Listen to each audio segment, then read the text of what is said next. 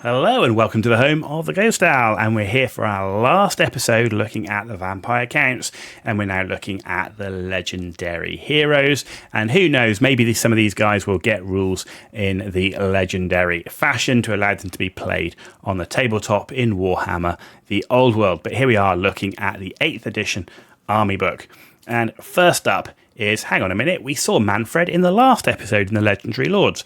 Well, yes, he had 2 entries.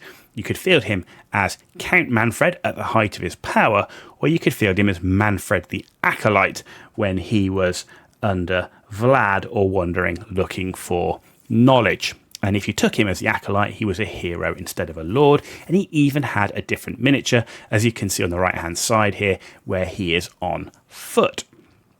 So, as before, he's got the usual vampire stat line, low strength, toughness and wounds. Equipment-wise, he has heavy armor. He doesn't have his magic armor in this incarnation, but he does still have the Sword of Unholy Power. He can be mounted on a Barded Nightmare or Abyssal Terror. However, he's only a level 2 wizard this time instead of a level 4. Special rules wise, he's still a Lawmaster, still has the vampiric special rules, but he's lost 2 of his vampiric powers. He now only has Dark Acolyte, which is +3 to D3 to casting Invocation of Nehek. So he's 200 points as Manfred in hero form. He just isn't as good an option as we saw when he was a vampire lord. He just did enough to justify his points. He doesn't do that at 200 points. You know, for that cost, I could get 2 level 2 necromancers in the hero category, which would give me more flexibility, more casting. Overall, there are better hero choices, and the Lord version of Manfred is good enough to justify the points in that hybrid role. And I think this is where you see the issue with the hybrid role. They've got to be really good at both to justify it. In the hero version, he just isn't good enough to justify himself in that hero role. So better choices, unfortunately, for Manfred the Acolyte. Next up is Krell, the Lord of Undeath, a mighty chaos champion and leader of a barbarian tribe dedicated to Khorne. He was finally slain by the dwarf hero Grimble Ironhelm during the assault on Karak Kadrin. And 1,500 years later, he was found by Nagash, who resurrected him and placed him in command of one of his legions. He fought at the Battle of the River Reich, and only Krell and his Graveguard survived after Nagash was cut down by Sigmar himself. Krell was eventually cornered by Sigmar at the Battle of Glacier Lake and then magically entombed. Centuries later, Heinrich Kemmler came upon the tomb and freed Krell. Kemmler believes Krell to be in his thrall. However, the servants of Nagash are not so easily enslaved. Well, again, here you can see a really, really good resculpt of the original Krell. You can see the original Krell here, the classic miniature from the times gone by of Warhammer Fantasy, and then the reimagination of Krell here. Man, what an amazing miniature. This guy looks absolutely fantastic. You know, he clearly looks like this undead chaos champion. You can see the big black axe here. Absolutely fantastic looking miniature. They did a stunning job in reimagining him. I really hope he will be usable in some sort of legendary rule format. But how did he play? Well, he had good weapon skill, toughness, wounds, leadership, low attacks and initiative, though, for a legendary hero. Equipment-wise, the legendary Black Axe of Krell. It's a 2-handed weapon, it gives him +2 strength, but he does always strike last. Kind of sucks. Multiple wounds, D3, however, and if wounded but not killed, every single turn thereafter, the model rolls a d6, and if the result is higher than their remaining wounds, they take a wound with no armor saves allowed. So he's only got to hit you once, and for the rest of the game, you'll be doing that. That's quite nice. Armor of the Barrows as well. He gets a 4+ armor save. And here's a really cool rule, which is if Krell passes that armor save from a magical weapon, that weapon loses all of its powers. So if you get hit with a magical sword for the rest of, and he saves it, for the rest of the game, that just becomes a sword, and it loses all its abilities. for the rest of the game. That's cool. That's cool, and it's awesome. He comes with Terror and Killing Blow. He's also Champion of the Dead, which means you must always issue and accept a challenge. And he gains Heroic Killing Blow if Kemmler is in the same army. That whole must always issue and accept a challenge can work for you and against you depending on the situation. So, Krell, he's 100 points more than a White King. That makes him a tough choice. He's got a slightly better stat line. His magic items do make him worth considering because the Black Axe is quite nice. The Armor of the Barrows is quite nice. You know, and I think it would really come down to the available points in the Lords and Heroes category, which is a tough one. And that's why at 100 points less, you do get a White King. So it depends on how you've built your army list, what lords you've got, and so on. I've used him on occasion, and he's good at fighting characters who become wary of him. The Black Axe rules, the Armor of the Barrows, and the Killing Blow does make characters pretty wary, particularly if they're getting issued challenges and that sort of thing. But I'd say it really does come down to that army list composition. And, you know, we already said, you know, the points for Lords and Heroes is tight. Can you afford to spend 200 points on a souped up White King? And that's really what it comes down to. Next up is another von Carstein. This time it's Conrad von Carstein. Described as an immortal, violent lunatic with the speed and power of a vampire, a scary prospect. Conrad was one of the last vampires to be turned by Vlad. Once given the blood kiss, however, he did more harm than good, not even attempting to hide his powers. He appointed himself as the berserk enforcer of Vlad, executing anyone who displeased Vlad or himself. After Vlad's death, he usurped power, but due to his pitiful magical abilities, he had to reward necromancers greatly for being in his army. And while Conrad was a very skilled swordsman, he would often become blood drunk, and it was during one of these fits that he was slain by the dwarf Thane Gruffbad and the Elector Count Helmar.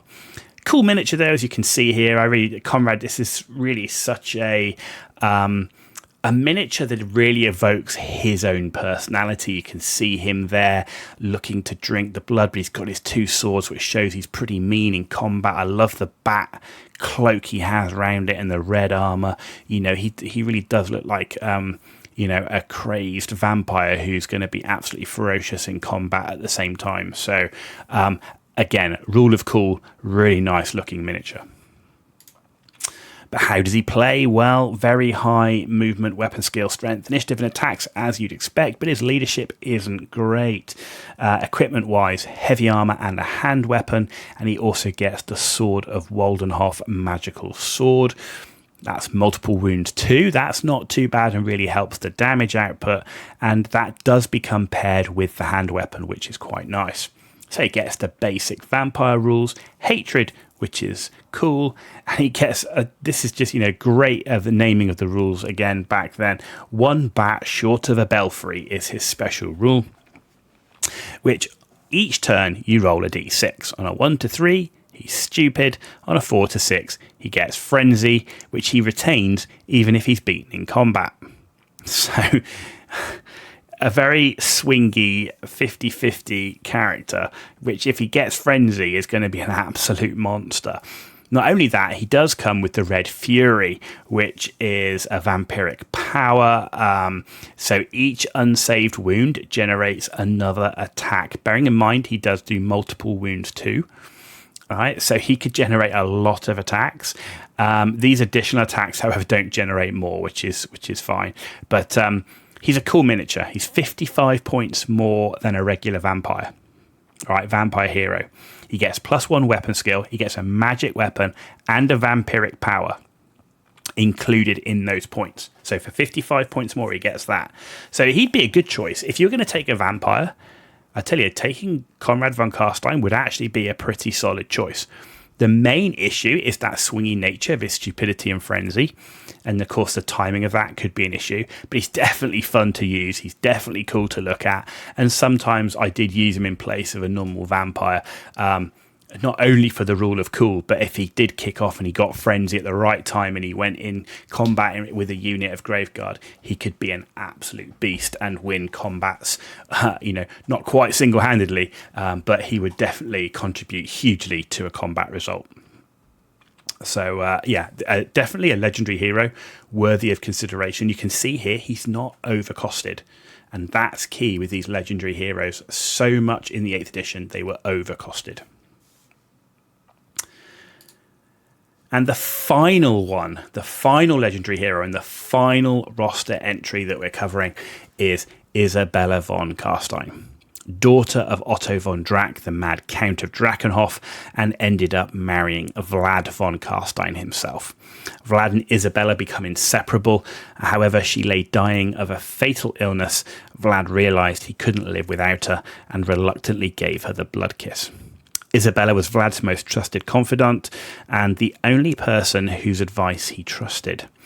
Isabella also always carried the chalice made for her by the Countess of Bathory, forever filled with blood. She would even drink from this while fighting. Her wounds healed in seconds.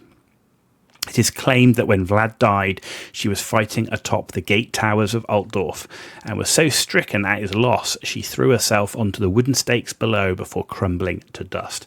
So again, as we saw, that's the classic image, Vlad and Isabella together. You can see her chalice of Bathory here, and this is the newer, I should say, version of Isabella.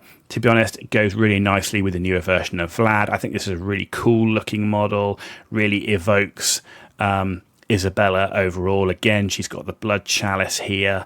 She's kind of got, you can see, she's kind of got that more bestial look that goes with the modern version of Vlad von Carstein.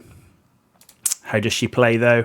Well, she's got that vampiric profile, low wounds, however, for a legendary hero. She does come with heavy armor hand weapon, which is nice, and that blood chalice of Bathory. Right, Isabella, or a friendly vampiric character, which could include Vlad, in the same unit, regains 1 wound lost earlier, which is nice. She's a level 1 wizard, uses Law of Vampires.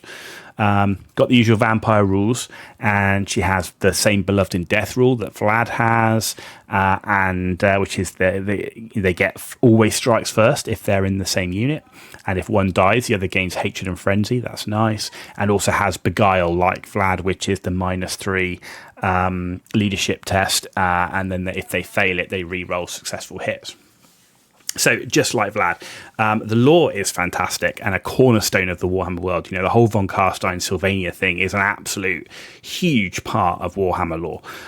Unfortunately, the rules-wise, like Vlad, Isabella's just never taken. She's 15 points more than Conrad, and really needs Vlad as well to get the most out of her rules. As I said with Vlad, she's paying for the points for the Beloved in Death rule, and it doesn't work unless Vlad's also in the army. So just better choices for the points. Why would you take Isabella when you could take Conrad, as an example? And that's really where it is. So yes, Conrad's not a level 1 wizard, I get that. But, like I say, Isabella just not really, I think, worth it. They're better choices for the points, especially given that one of her key special rules over and above a normal vampire is the one where she needs Vlad, who is 495 points, which is ferociously expensive, but a cool model and a cool part of the lore nonetheless. And hopefully we'll see some great legendary rules to bring these characters back to life in Warhammer The Old World in some legendary rule format. If not, hopefully the players get together and bring some of these special characters back. That would also be nice to see. That brings us to the end of the Vampire Counts faction focus. As you can tell, this is one of my favourite armies, and in fact, the first models I ever collected in Warhammer Fantasy Battle were from the Undead faction before it split into the Tomb Kings and Vampire Counts. So, the whole Undead theming is a big thing for me. Say these were the first models I collected back in the day when we had mummies and all sorts in the same army. But I love the Vampire Counts. It's a shame they're not in the main section of Warhammer The Old World, and I get that, but Games Workshop did say there would be some index/legendary style rules for the factions that aren't part of Warhammer The Old World. Maybe in a second edition or something, or some future narrative thing, they might bring some of these back. And in fact, of all of the factions, you would have to say that Skaven and Vampire Counts would be the two that I would put money on being brought into the game in some fashion. You know, Vampire Count, they're in the Empire. The Skaven, they're in the Empire. There's absolutely reasons why these guys are moving around. Even if these special characters aren't there, we know the vampires are still around. There are lots of vampires out there, lots of Skaven out there. So Vampire Counts would definitely be one that I could see being brought into Warhammer The Old World if it does well enough from a financial perspective. Hope you've enjoyed the video. If you did, give it a thumbs up. If you didn't know, give it a thumbs down. Let me know why in the comments down below. And as always, please hit the subscribe button. Free for you to do. Means a huge amount for me, so thank you for that in advance. You've been watching The Ghost Owl. Tune back in for a next faction focus, which is going to be the Empire.